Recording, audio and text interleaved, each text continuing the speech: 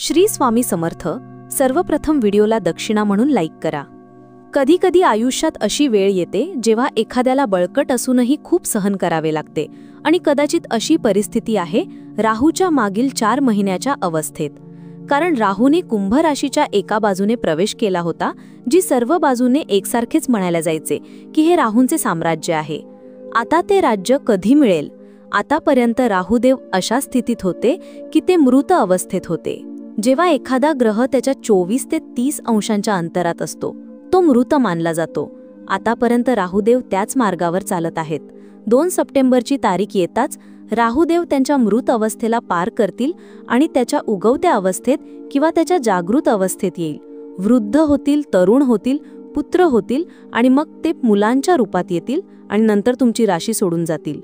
खरे तर नवीन वर्ष 2026 यावेळी 2025 मध्ये 2 सप्टेंबरपासून तयार झाले आहे. कारण येथून राहू आता चांगले परिणाम देतील जे त्यांना मृत अवस्थेचा त्याग करून द्यायला हवे होते. तुम्ही मला काही द्याल का? हे समजून घ्या. 18 वर्षांनंतर राहू त्यांच्या स्वतःच्या राशीवर 18 महिन्यांसाठी कुंभ राशीवर आले आहेत. राहूला सीमारेषा नाही. राहू म्हणतात की मी मुक्तपणे काम करतो. आता जेव्हा मी माझ्या पायांच्या बंधनातून मुक्त आहे तेव्हा मी यशाच्या दिशेने वाटचाल करेन. सर्व ग्रहांना हवा म्हणतात, ग्रहाला वाऱ्याचा झोत म्हणतात, पण राहू हा एकमेव ग्रह आहे ज्याला आपण वादळाशी जोडतो. त्याला वादळ म्हणतात. म्हणजेच यशाचे हे वादळ कुंभ राशीपर्यंत किती दूर पोहोचेल आज तुम्हाला ह्या विश्लेषणातून समजेल. पुढे जाण्यापूर्वी छोटीशी विनंती आहे, लाईक करा आणि कॉमेंटमध्ये लिहा जय श्रीराम. राहू तुमच्या स्वतःच्या राशीत आहे. त्याच्या 3 पैलू आहेत आणि मी तुम्हाला आधी ते 3 मते सांगतो. प्रथम दृष्टी 5व्या घरावर, दुसरी दृष्टी 7व्या घरावर असेल आणि तिसरी दृष्टी 9व्या घरावर असेल, ज्याला आपण नियतीचे घर म्हणतो त्या ठिकाणी. आता अंदाज लावणाऱ्यांना ते काय कळणार आहेत हे समजेल. तुमच्या स्वतःच्या राशीवर राहूंचे अस्तित्व आहे, राहूंची मानसिकता, राहूंचे गुणधर्म आपल्याला ते मिळेल. जेव्हा राहूला अमृत प्यायचे होते तेव्हा राहूने पाहिले की मला फक्त एकच ध्येय दिसते, ते म्हणजे अमृत कलश, आणि शेवटी तिथे पोहोचतो. त्याच प्रकारे हे राहू तुम्हाला तुमचे ध्येय साध्य करण्यासाठी मदत करतील. ते तुमच्या स्वतःच्या रकमेवर अस्तित्वात आहे. दुसरीकडे हा राहू लकीर का फकीर नाही. प्रत्येकजण ज्या मार्गाचे अनुसरण करत आहे त्या मार्गाचे आपण अनुसरण करणार नाही. आता आपण आपला मार्ग वेगळा करू. ही राहूची मानसिकता आहे जी आपल्याला राहूंच्या प्रभावाने मिळणार आहे. केवळ राहूच मोठ्या नफ्याच्या संधीशी जोडला जातो. यामुळेच एखादी व्यक्ती खालच्या ते वरच्या स्तरावर आणि वरच्या ते खालच्या स्तरावर जाते. कारण राहू सकारात्मक स्थितीत आहे. त्यांना घर नाही, शनीनेच राहूला त्याचे घर दिले आहे. म्हणूनच त्याला राहूंचे आज्य म्हणतात. जर काही कारणास्तव आरोग्यात काही त्रास होत असेल तर त्या त्रासातून बाहेर पडून आपण आपल्या दृष्टीवर काम करू शकतो.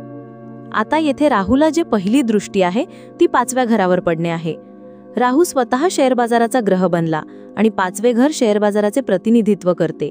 तर या बाजारात शेअर बाजाराच्या क्षेत्रात जर तुम्ही एखाद्या विशिष्ट यशासाठी काम करत असाल, तुम्ही ऑनलाईन कामांमध्ये गुंतलेले आहात, एकीकडे जर तुम्हाला कोणत्याही कलात्मक कार्यात किंवा कोणत्याही सृजनात्मक कार्यात यश मिळत असेल तर राहूंची दृष्टी 5व्या घरात येत आहे. यावेळी मुलासाठी चांगल्या गोष्टी आहेत. त्यांच्या शिक्षणासाठी आणि कारकिर्दीसाठी आपण काहीतरी करू शकतो. राहूंची दृष्टी येत आहे. मुले त्यांच्या शिक्षण आणि कारकिर्दीमुळे यावेळी खूप पुढे जाऊ शकतात. ही राहूंची दृष्टी आहे. जिथे बृहस्पतीचे डोळे मिटतात तिथे देवगुरु वाढतात, पण जिथे जिथे राहूंची दृष्टी वाढते तिथे प्रचंड वाढ होते. म्हणजेच आपल्या निर्णयात आपल्याला ते वादळ दिसेल. आता छोट्या निर्णयांची वेळ नाही. आता आपण मोठा निर्णय घेणार आहोत जो राहूंचा पुरावा असेल. आता तुम्हाला त्याचा दुसरा पैलू समजेल ज्याचा परिणाम 7व्या इंद्रियावर होत आहे. जर तुम्ही व्यवसाय करत असाल, कामाच्या क्षेत्रात व्यस्त असाल तर व्यवसायात राहूंच्या दृष्टीचे आगमन विकास दर्शवते. आम्ही आपल्या व्यवसायात महानता प्राप्त करतो. मला अद्याप ग्राहक मिळाले नाहीत, काही चांगला सौदा नाही. या टप्प्यावर सौदा सुरू होतो. तुमच्या वैवाहिक जीवनाचे 7वे घर तुमच्या जोडीदाराचे प्रतिनिधित्व करते. त्यामुळे आपल्याला तो जोडीदार मिळत आहे ज्याद्वारे आपल्या कार्यक्षेत्राला किंवा आपल्या जीवनाला मोठी व्याप्ती मिळते. 7वा आत्मा येथे जागृत होत आहे. या काळात तुम्हाला जुन्या मित्रांचा पाठिंबा मिळू शकतो. असे काही काम असू शकते जे आम्ही नियोजित केले होते पण अंमलात आणू शकलो नाही. यावेळी तेच योजना अंमलात आणण्याची आणि पुढे जाण्याची शक्यता येथे राहूच्या दृष्टिकोनातून 100% सिद्ध झाली आहे. आता तुम्हाला त्यांची अंतिम दृष्टी कळेल. राहूंची 9वी दृष्टी थेट 9व्या घरावर येत आहे. ही 9वी भावना भाग्याची होती. येथे जी रक्कम लिहिली आहे ती 7 नंबराची रक्कम आहे. शुक्राचार्य हा 7 नंबराचा स्वामी आहे. आपण शुक्राला राक्षस गुरु म्हणतो आणि राहूला राक्षस म्हणतो. तर राक्षस गुरूंच्या जागी येऊन आणि कोको घेतानाचे दर्शन म्हणजे काही अस्वस्थता आहे, काही तणाव आहे. आपण या परिस्थितीतून बाहेर पडत आहोत. राहूंची मानसिकता लक्षात ठेवा. मला ते स्थान कसे साध्य करायचे आहे, ते अमृत साध्य करावेच लागेल. काहीही झाले तरी त्याच कारणास्तव हा राहू तुम्हाला अशी मानसिकता देईल की तुम्ही तुमच्या ध्येयावर काम कराल. प्रत्येक नाण्याला दोन बाजू असतात. तर या राहूंचा नकारात्मक मुद्दा असेल भीती आणि गोंधळ. हा राहू वारंवार आपल्याला गोंधळात टाकतो, घाबरवतोही. या संदर्भात आपण सकारात्मक दृष्टिकोन ठेवला पाहिजे, मनाची सकारात्मक स्थिती ठेवली पाहिजे. आपल्याला काय साध्य करायचे आहे याचा विचार केला पाहिजे. काय म्हणाले राहू? तुम्ही तुमची उद्दिष्टे मिळवण्यापूर्वी तुम्ही तुमची उद्दिष्टे ठरवा. मग त्याने यावर काम केले आणि काहीही झाले तरी त्याने अमृत प्यायले. फळांचे काय झाले? तुम्हाला सर्वांना माहिती आहे. त्यांचे घळे चिरल्या गेल्या होत्या. वरचा भाग राहू झाला आणि खालचा भाग केतू झाला. आता ते देवादिदेवाकडे गेले. भगवान शंकर त्यांना म्हणाले, राहू, मी तुला तुझ्या आतड्यात उचलतो. म्हणूनच मुंडा रचानेती माला पन्नागम उपवितम विमुच्यतम विभाग गिरिजारूपम अतिललितम असे म्हटले जाते. हे राहू हे तुमचे या सतयुगातील काम नाही, असाही आशीर्वाद नारायण देवाने या राहूला दिला होता. पण हो, जेव्हा कलियुग येईल तेव्हा कलियुगामध्ये तुम्हाला कलियुगाचा राजा म्हटले जाईल. आणि हाच राहू आज आपण कलियुगामध्ये उभे आहोत. या राहूचा सर्वात मोठा प्रभाव आहे आणि तो 18 वर्षानंतर त्याच्या कुंभ राशीवर आला आहे. त्यामुळे या राहूचा पूर्ण प्रभाव आपण पूर्ण सकारात्मकतेने वापरू शकतो. याचा तुम्हाला फायदा होऊ शकतो.